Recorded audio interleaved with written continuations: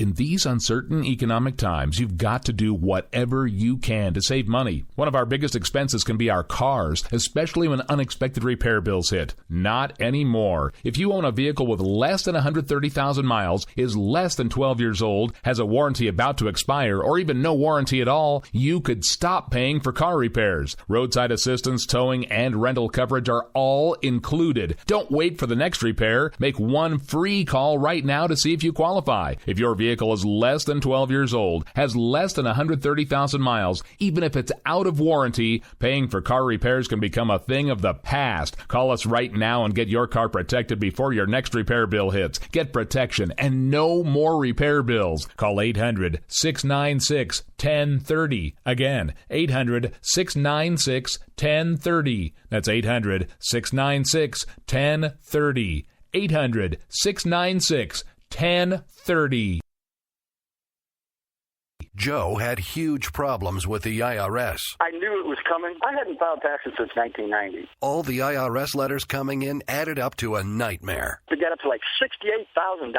My heart started beating fast. It's like, there's no way, man. I mean, I ain't going to be able to do this. Then they stopped his paycheck. So that's when I started making phone calls and found U.S. Tax Shield. U.S. Tax Shield went to work immediately. They just took the bull by the horns. What blew my mind is he called the IRS right then and there. So why is U.S. Tax Shield A+ rated with the Better Business Bureau? Joe knows. They saved me a ridiculous amount of money. If you owe more than $10,000 to the IRS or state, choose the company Joe chose, U.S. Tax Shield. It was the best decision I made. U.S. Tax Shield is the way to go. Life is good. Thank you, Lord.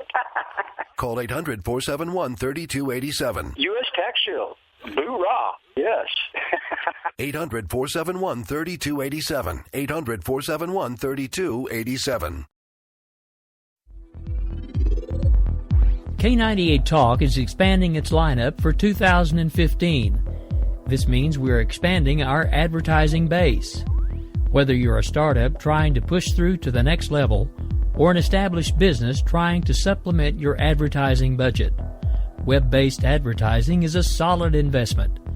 Thanks to Talk's newest partnership with TuneIn Radio and instant access to our sister station, K98 FM, we give you worldwide access at a reasonable cost. Interested parties should email us at advertise@k98talk.org.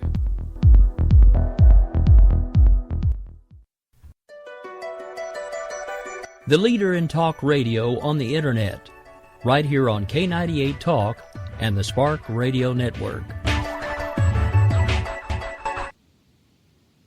Welcome to Opinion Nation.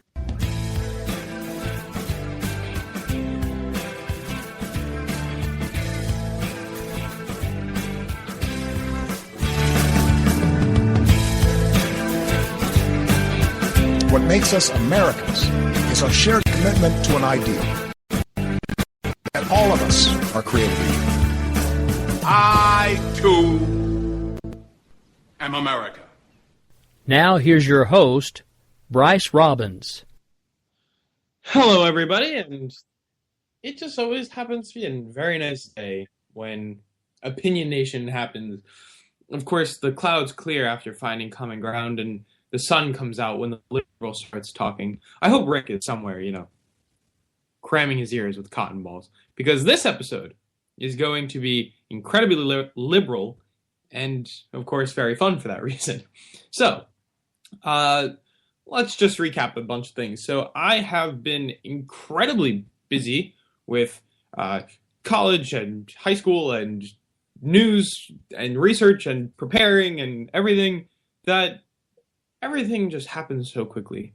So nothing much is new in my world, but it's good to be back on the air, and I hope everybody had a good week, and I encourage you to join the chat with us on Twitter at Opinion Nation or at Robbins Bryce. Just quickly throw out the Twitter handle in case anyone wants to live tweet me during the show. All right, so I have an interesting debate, and the topic was curtailing national surveillance, domestic surveillance to be specific. That's the general debate topic this year. So my partner and I tried to be creative. We ended up with the topic, and get ready for this. Get your liberal cards out and get ready to renew them for another year. Free the nipple. Allowing the female nipple on television in public and on internet access, fully uncensored. Now, this is not because I'm a horny teenage child. This is because it's about general equality. Now, most of my friends say I'm this socially conservative old man who's a genuine old soul. But in this sense, I was at first hesitant to listen to the idea of, the whole free nipple idea. But at the end of the day, I came to a startling conclusion that my female sisters are in fact discriminated against for nothing more than having breasts. And it is unfortunate that this is the case. So my partner and I created a debate plan centered around the idea of freeing the nipple. And what Free the Nipple essentially is about general equality. So, interestingly enough, and I didn't know this, and you can look this up, it's 100% true, and I did a lot of research on it. The male nipple was also banned, and I didn't know that. I actually had no idea that the male nipple was banned in 1910. So, the first step to solving any issue is acknowledging that there's a problem in the first place. We should definitely clear the elephant, right? There's an inherent social inequality between men and women in today's society. The double standard is that we infuse in our culture every day, which has perpetuated both the modern media landscape and our own, preconceived notions, and we define this as socially acceptable. But what we must realize is that our preconceived fetishes and sexualization of women has led to, unequal rights between men and women. A woman's right should be guaranteed to her in the First Amendment. The freedom of, the freedom of expression, the clause of protection, the Equal Protection Clause, which in our Constitution should stress the ideology that makes men and women equal. But let's go back into the history of things. So, while women are censored, we need to take a trip back to the 1930s. So let's wind the clocks back, 75 years ago exactly, to a sweltering hot day on Coney Island. The air was musty, and humidity at an all-time high, very hot day out. And even the boardwalk itself was unbearable, incredibly hot. Now, both men and women, of course, are sweltering buckets of heat, just sweating. And a man decides to take his shirt off and is promptly arrested. And yes, this was just 75 years ago, that the law held true for both men and women. That if both of us took our shirts off, either of us would be arrested. Both of us would be judged. And now, in Making Waves, which was a case done and promoted, these two people whose names I'm going to butcher, Lena Lennox and Gideon Busker, described how in the 1910s, many public swimming pools mandated that men actually wore dress-like clothing over their trunks. They're kind of like skirts. It's actually kind of funny if you look them up. 1910 swimwear for men skirts, you can find it. But it was to cover up, to put it politely, a certain bulge that might appear for men. The idea of swimwear conforming to the body was disgusting to people in the up really till the 1990s actually. But the idea was both of us kept our clothes on, we didn't see skin. However, in the 1930s, men's nipples were just as provocative and shameful and as taboo as women's are now. And men were protesting in much the same way. In 1930 again, 4 men went topless to Coney Island and were arrested. In 1935, a flash mob of topless men descended upon Atlantic City, 42 of whom were arrested. Men fought and they were heard and changed the laws. In 1936, men's bare chests were accepted and as the norm, both in everyday and on television, as evident by movies such as It Happened One Night and Tarzan, where men were shown shirtless, where there were bare backs shown, where there were bare front chests shown. The ultimate problem that we face today is that women are 75 years late. The current culture of sexualizing the female areola is far too persistent and is pleading towards ignorance. If we ever truly want to feel like you are back in the dark ages of female equality, look no further than the laws books of the United States today. In Arizona, a woman can be arrested for indecent exposure if she expresses the areola or nipple of her breast if someone else is present. In California, hiking in the nude is legal.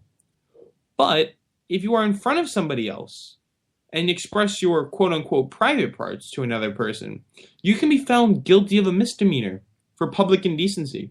Delaware, women can be arrested if they expose their breasts under circumstances that show that she knows her conduct will likely cause a affront or alarm, which is an interesting wording in the law.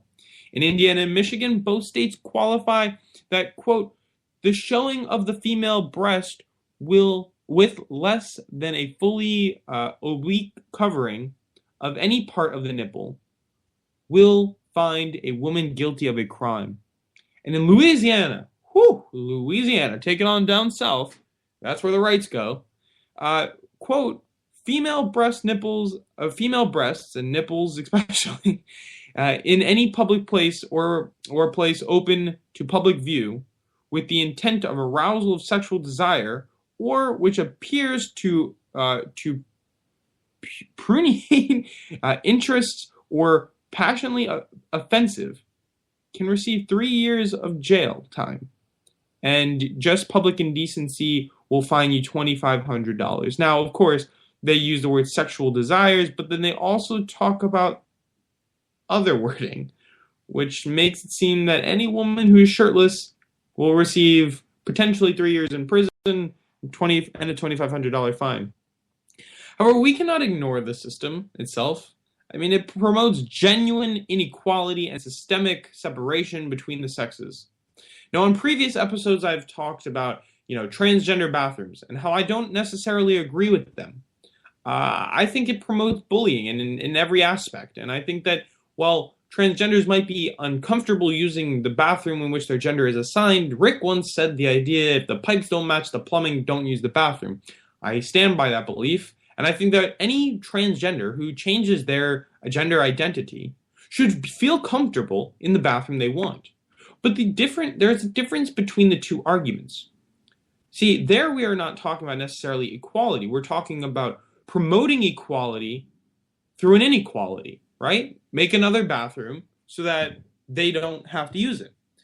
I'm not going as far or drastic to say that we shouldn't have bathrooms at all. Even though for some odd reason in many restaurants we don't have genderized bathrooms. We have gender neutral bathrooms and no one seems to complain about that. But when someone says, this is prompted through, transgenders, then suddenly people have a problem with it, which I find kind of disgusting. But that's not the argument here. The argument is that there's a blatant inequality. And why? Because for some reason in this country, we and our culture have decided that the boob is more than a boob, and the nipple is this, I don't even know how to describe it, but it's this thing that needs to be kept away because it brings out the worst in men and promotes the idea of rape and indecency. But the thing I find is that what we are doing is counterintuitive. By censoring the female breast, we are stating that it is something that is supposed to be kept away, that is supposed to be something that is not supposed to be shown off. But for some odd reason, when we watch TV and we see a man take his shirt off, then the live audience goes, ooh, and everyone says, oh my God, he's so hot, and this and that and the other thing, and we all move on with our lives. But for some reason, when it comes to a woman, we can't do that. In fact, Janet Jackson was fined $550,000 at the Super Bowl when Justin Timberlake ripped her shirt and her breast was exposed. For a breast. But if a man had that same wardrobe malfunction, nothing would have happened. This is the problem. And it's stemming from social acceptance of men, and I believe it's stemming from what is accepted by our television and what's on culture there. So in my debate plan, we organized the idea that the FCC, the Federal Communications Commission, should reorganize one of its simple rules. You see, they have this very odd rule, quote, material that in context depicts or describes sexual, obscene, indecent, or profane material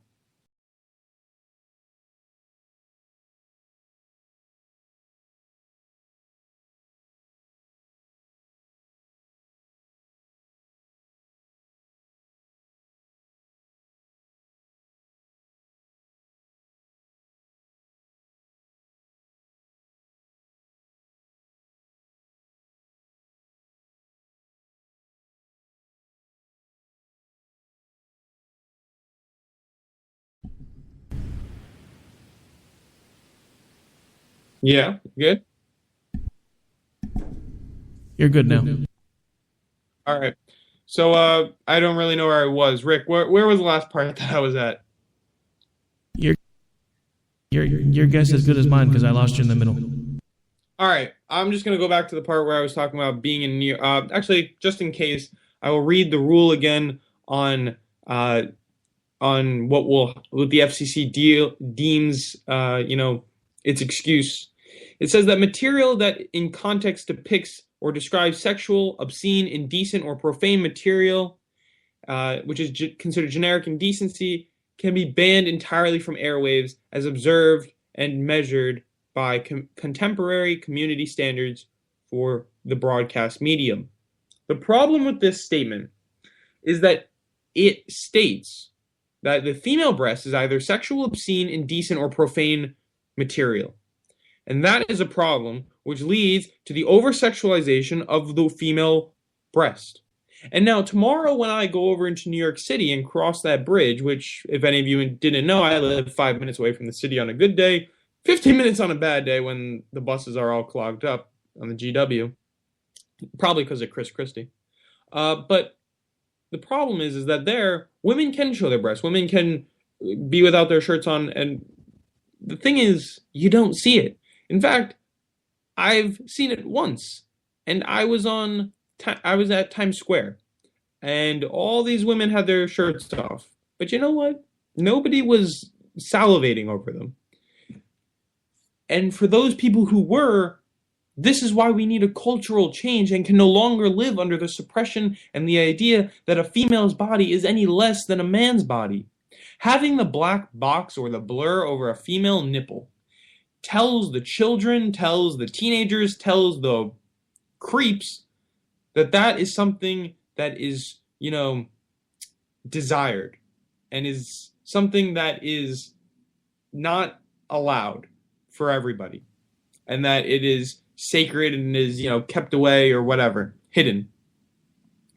That is the problem. Because at one point or another, men were exactly the same. And for some reason, 75 years later, we are different.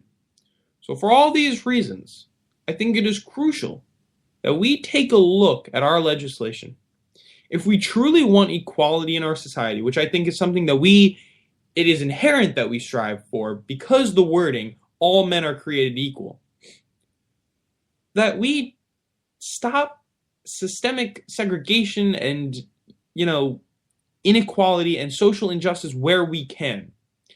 And while this is not going to, end the wage gap for women, and this is not going to be the end-all, be-all for female equality, I think this sends a symbolic message, as well as a clear message, that men are equal to women. That women are equal to men. Not men are equal to women. Women are equal to men. And that the issues that women face in society, such as the wage gap, such as other social and monetary inequalities, that we are going to catch up. And we are going to do everything we can in every facet that we can to make things equal. And I don't want to take the normal bullshit answer of creating equality through an inequality. And that's my problem. And that's my issue with the nipple. So, Bryce Robbins here. Hashtag free the nipple. All right. When we get back from this break, we are going to talk about couple interesting things. We're going to talk about, of course, as I said, this is going to be a very liberal episode, liberal mania, perhaps. We're going to talk about the climate talks in Paris. We're going to talk about if climate change actually causes terrorism. That was something that Rick and I wanted to talk about. And then I'm going to tell the penny to go fuck itself. All right. I'm Bryce Robbins. This is Opinion Nation. I'll be right back.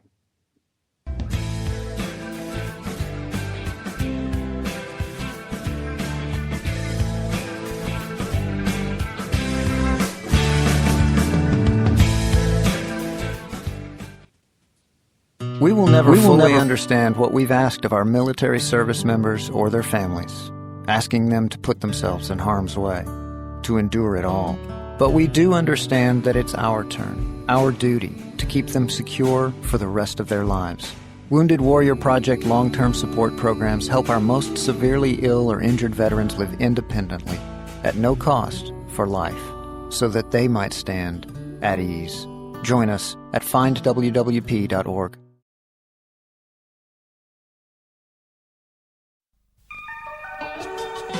The staff of K98 Talk and the Spark Radio Network is proud to announce that our very own Rowdy Rick Robinson has been selected as one of the top conservative talk show hosts in the nation for his program America Off the Rails. Again, congratulations to Rowdy Rick Robinson for a job well done and another reason to stay connected to K98 Talk and the Spark Radio Network.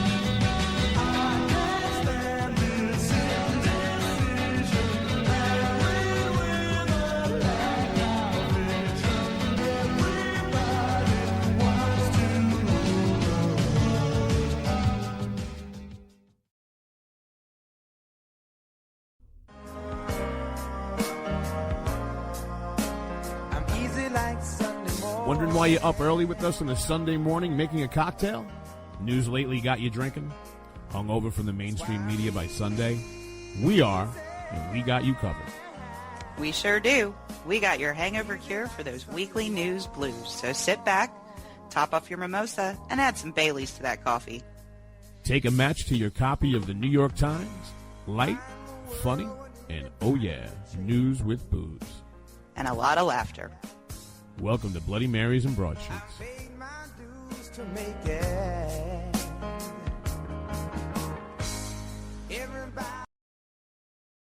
Wake up, America. The biggest threat in those days were from factions seizing control of the governing apparatus and making decisions that were in their interests. Today, we call factions political parties. George Washington himself warned the nation about the dangers of factions in his farewell address. Office hours with Dr. A, 3 p.m. on Sundays, K98 Talk. We've got something to say to you, America.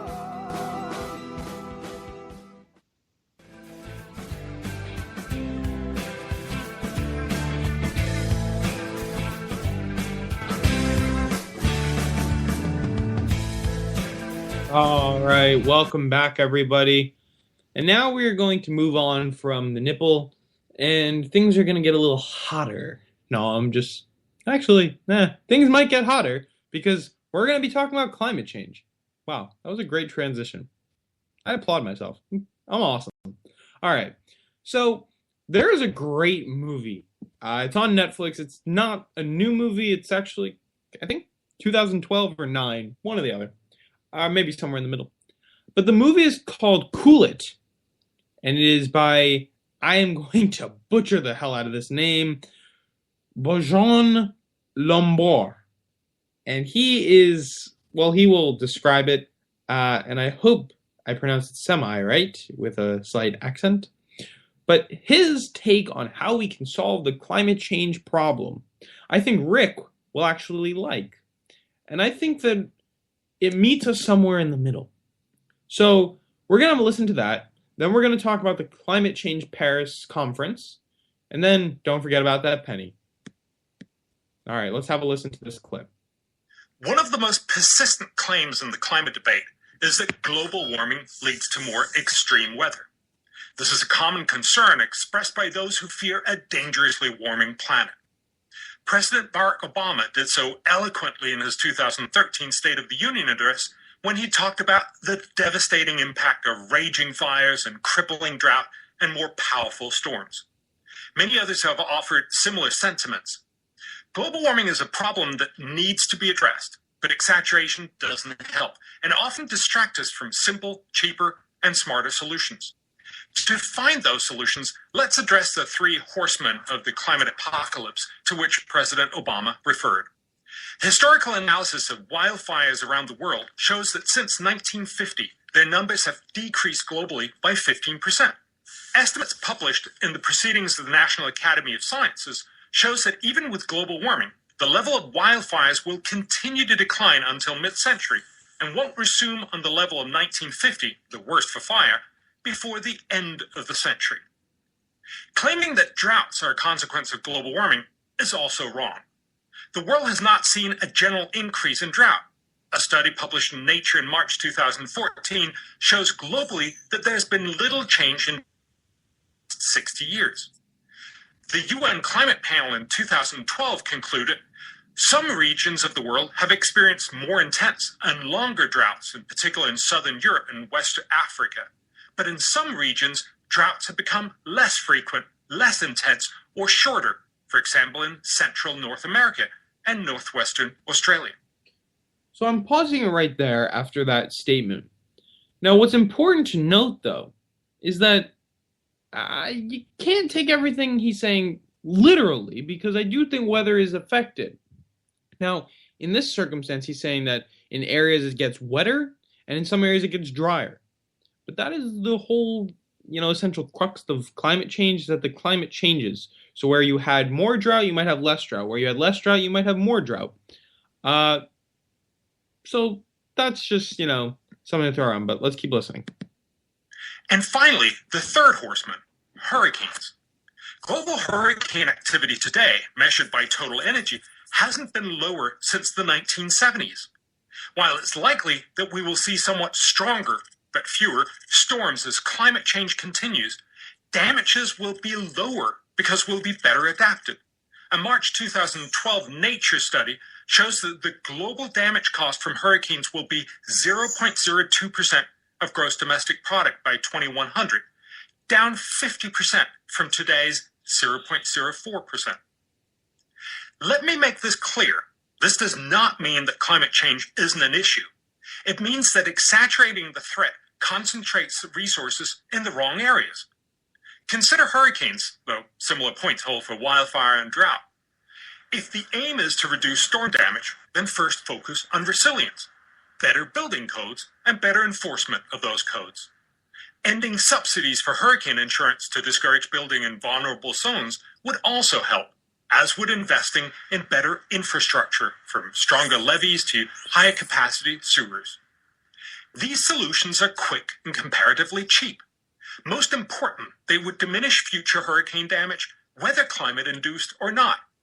Had New York and New Jersey focused resources on building seawalls and adding storm doors to the subway system and making simple fixes like porous pavements, Hurricane Sandy would have caused much less damage.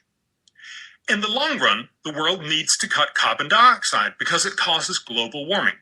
But if the main effort to cut emissions is through subsidies for chic renewables like wind and solar power, virtually no good will be achieved at very high cost.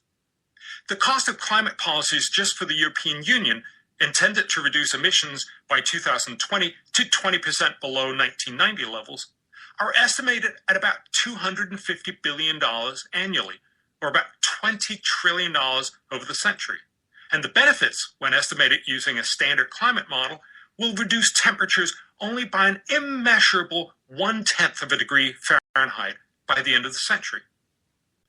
Even in 2040, under its most optimistic scenario, the International Energy Agency estimates that just 2.2% of the world's energy will come from wind and solar.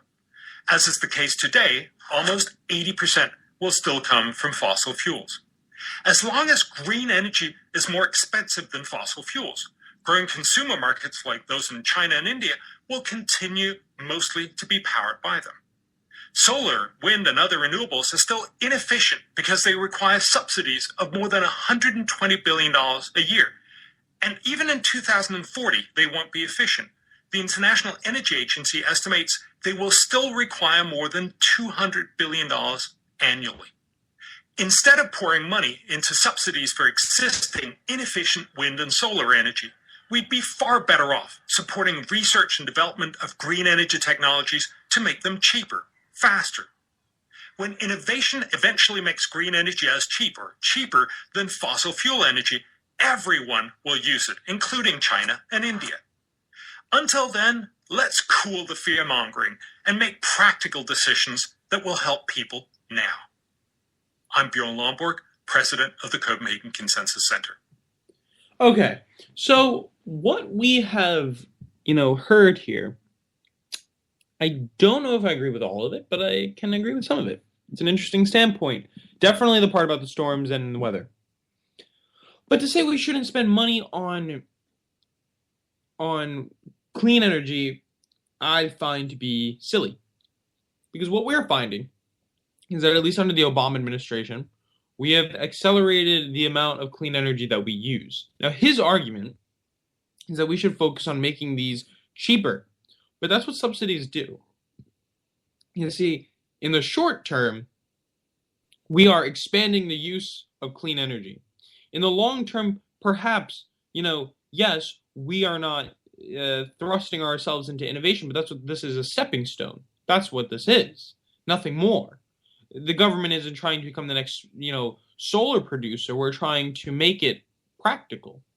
Are subsidies the right way to go? I don't know. We do it to the coal and oil industry, so maybe we should do it for the clean energy industry. But as it's looking now, this man might get what he wants, but not for all the right reasons, as the Congress and the Senate GOP members are deciding on whether or not to keep or ditch solar subsidies. So that could be shitty.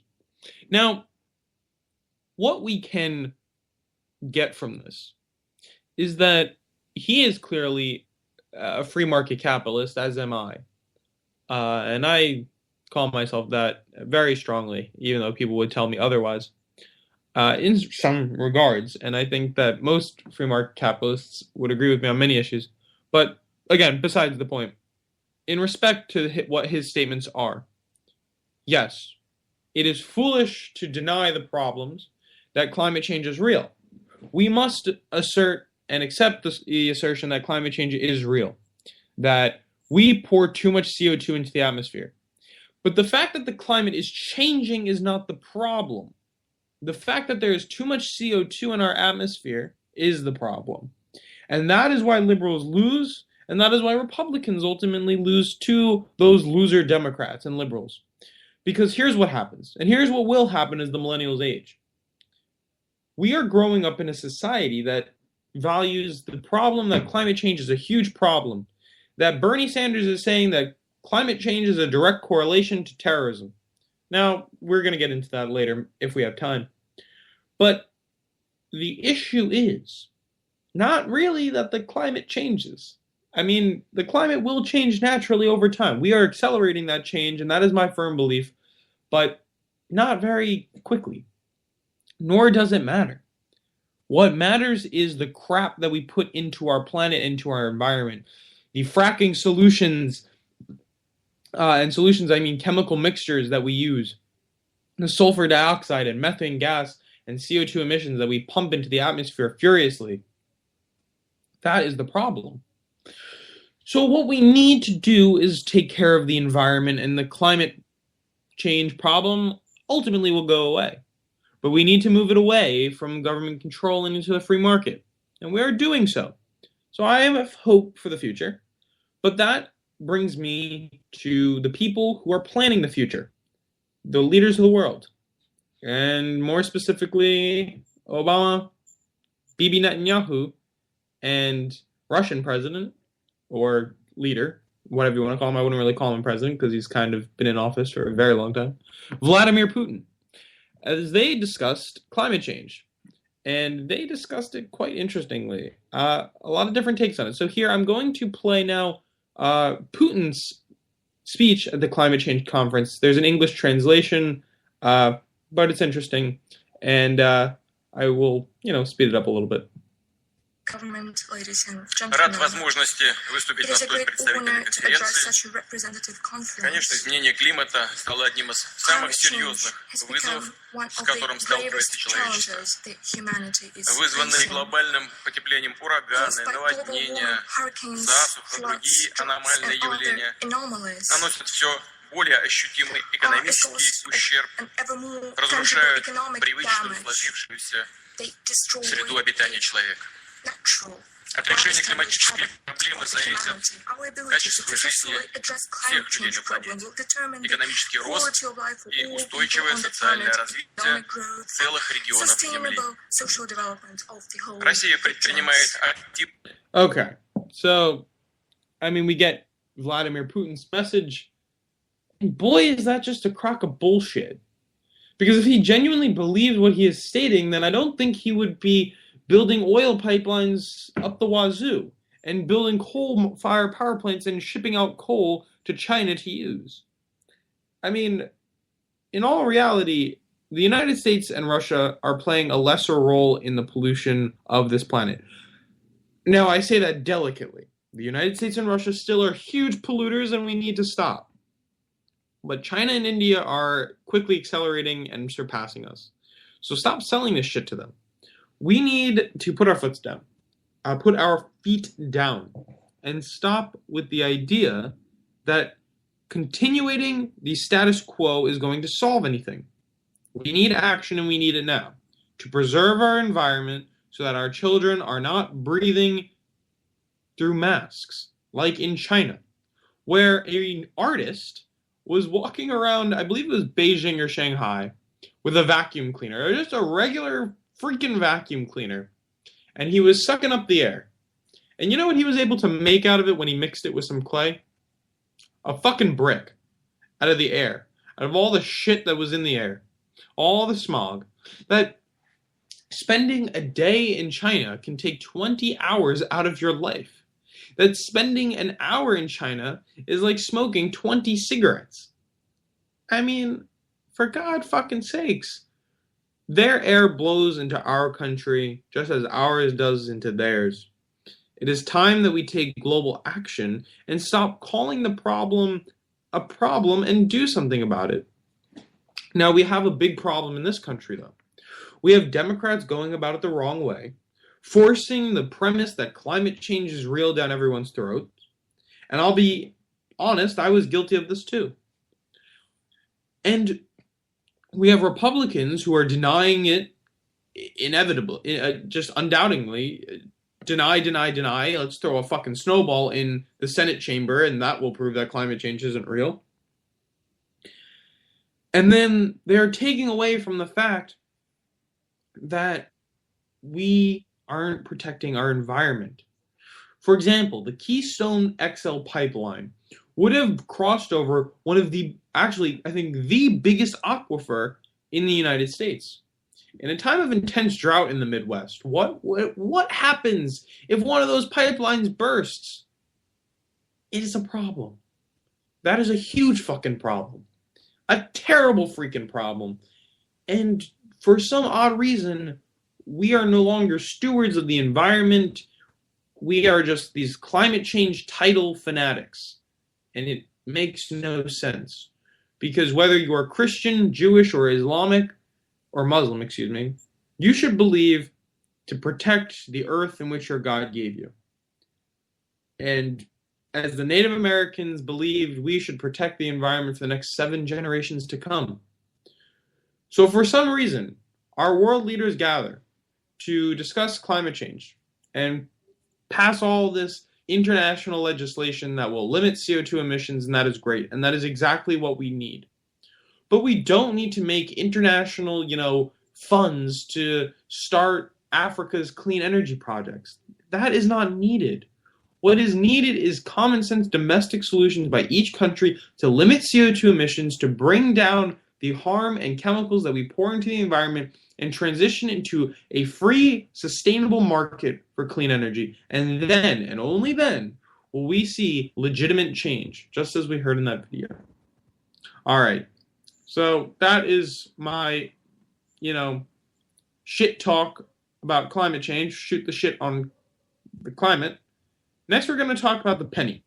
Now, I've always said, get rid of the penny. John Oliver also said, get rid of the penny, which is inspiring my segment, and I might play a clip from him a little in the show to talk about, or to express through humor, why it is obscene that we still have the penny. I mean, for one instance, and he will go into it, the penny costs 1.8 cents to produce, which means we are actually losing money on the penny. $136 million each year is lost because we produce this piece of shit coin that nobody uses. In fact, the last time I used a penny, I don't even remember because I never use pennies. In fact, I pick them up because it's good luck, and I put it in a jar next to my nightstand and in my car in case, I ever want to cash in 1,000 of them at a time. But for God's sakes, can't we just freaking do math and round to the fifth? I mean, the penny is the stupidest coin. It's so devalued and worthless. Nobody uses it. In fact, there's even a statistic that 2/3 of pennies are never even circulated because no one uses them. So I'm going to have John Oliver take this one away and talk to you about the penny. And I'm going to hop in each time I think appropriate, because it's not very nice to interrupt John Oliver's humor. Currency that, let's face it, no one really uses. One study found that 2/3 of pennies don't circulate. I find that if I had a British accent, maybe I could do his show. Maybe. Now, don't forget, I said this a while ago. And yet the penny hangs around for no reason, like the appendix or the new Muppets TV show. How is this still on? And how did someone somewhere think, you know what the problem with the Muppets is? Kermit doesn't f*** enough pigs. Let's have him f*** a different pig. Let's do that. Let's all do that. In fact, a few years back, a local station in New York sent out a camera crew to put the penny to the test. I performed a little experiment on the street today. Dumped 150 pennies onto the sidewalk and just watched who would pick them up. People saw the pennies, like this woman, but kept walking. After 25 minutes, not one person bent down. Think about that. A penny is actual US currency, and yet the prospect of a free one on the ground is treated like a free copy of Kirstie Alley's memoir resting in a used diaper. And if you're thinking, well, come on, John, that's just one instance. No, it's not. A few years later, a San Francisco news crew ran the exact same experiment. It's your lucky day. Abe Lincoln, face up on the sidewalk. Better move quick. He'll be gone any second. Right? You don't want him? No. What? Throwing pennies on the ground is essentially catnip to local news crews. Hey, did an old woman celebrate a birthday? No. Okay, did an animal do something funny? No. Okay, get me a handful of pennies and a camera. I'm getting us to the 10:30 repeat of Friends. Who wants a penny? But our indifference to pennies doesn't stop there. In a 2002 Gallup poll, 2% of Americans admitted to regularly throwing pennies in the garbage, which means the US Mint is spending millions to make garbage. And that's not their job. That's M. Night Shyamalan's job. And when we're not throwing pennies in the garbage, we're doing even worse things with them, as attested to by a Reddit thread titled, "I put a penny in my butt and now I can't get it out." And before you ask, apparently the reason they did it was, and I quote, "I wanted to know what it would feel like to put a cold penny up my butt. I put it in the fridge for like 2 to 3 hours." Okay, I will stop it on that note, because 1, I don't like Reddit, 2, I don't like hearing people's disgusting opinions, and 3, I don't care what anybody ever did with a penny in a butt. But that's besides the point. I wanted to shine some of John Oliver's good old dry, not so dry, British humor onto the topic of the penny. We spend $136 million printing pennies that are worthless. The penny needs to go so badly that, I mean, I wouldn't throw a penny out, but just why do we need something that is 1 cent? We could round to the fifth. Many countries do that. Australia, Great Britain, they've all gotten rid of their pennies because they're so devalued and so worthless. It doesn't make sense. And this isn't some crazy idea. We've done this before with the half cent back in 1856 when legislators had the brilliant idea, hey, this shit is worthless, let's get rid of it. And for some crazy reason, people think, oh, but Abraham Lincoln, he's on the fucking $5 bill, which we use a lot. So don't get up in arms about this. I mean, the idea of, first of all, people's honor on currency is ridiculous.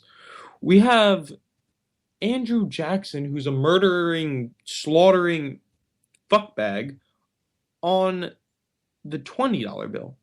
The most used currency in this country. Makes no sense. Why don't we put Abe Lincoln on that? I just don't get it.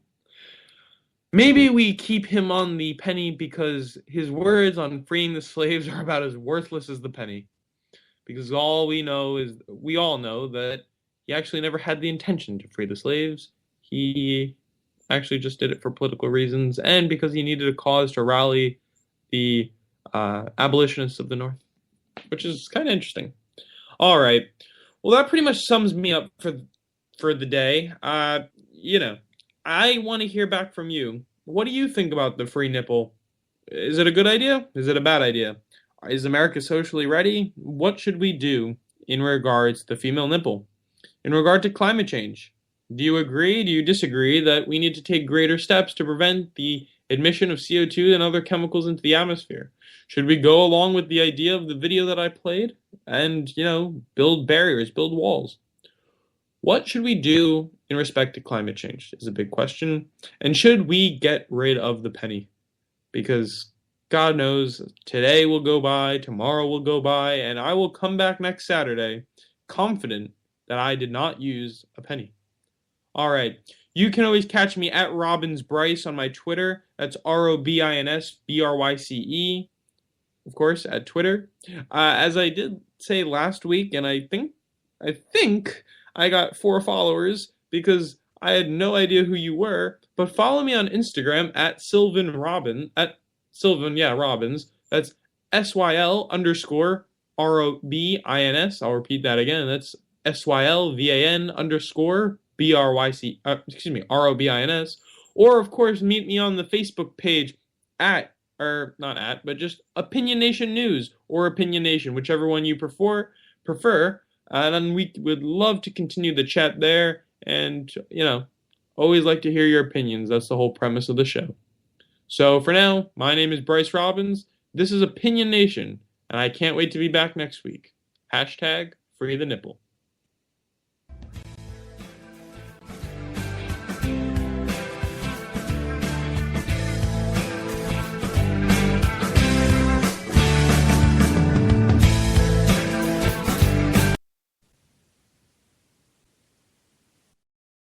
When our water heater broke down last month, it was a nightmare. It took 5 hours for the plumber to show up, and he charged us a couple of $100 just to come out. And then it cost another $1,800 to put in the new water heater. By the time it was all said and done, I felt like I'd been taken. But what else could I do? The smartest thing you can do is get a home warranty from American Residential Warranty. Their home warranties pay to repair or replace all your major appliances when they break, and they will break, and at the worst possible time. Call American Residential Warranty right now for free information on home warranties starting at just pennies a day. Don't wait for your refrigerator to stop running or your ceiling fans to stop turning. Call American Residential Warranty right now. Ask how you can save up to 50% on washer and dryer coverage. Just call 1-800-513-6154. That's 1-800-513-6154. Again, 1-800-513-6154. Call now. Tired of paying outrageous prices for Viagra? Well, we have great news for you. Now you can finally get Viagra at huge discounts. Healthy Man allows you to save up to $500 on Viagra. Why pay U.S. pharmacy prices of $15 per pill or more when you can get Viagra for less than $3 a pill? Call today and get 40 Viagra pills for only $99. This can cost as much as $600 at your local pharmacy. You can't afford not to call us. If you want Viagra at the lowest prices, never pay $15 a pill pharmacy prices again. Get Viagra for less than $3 a pill. Call 1-800-516-7602 today and save up to $500 and get 40 pills for just $99. Healthy Man is fast, easy, and affordable. Operators are waiting at 1-800-516-7602 to take your call right now. Call 1-800-516-7602. That's 1-800-516-7602. Again, 1-800-516-7602.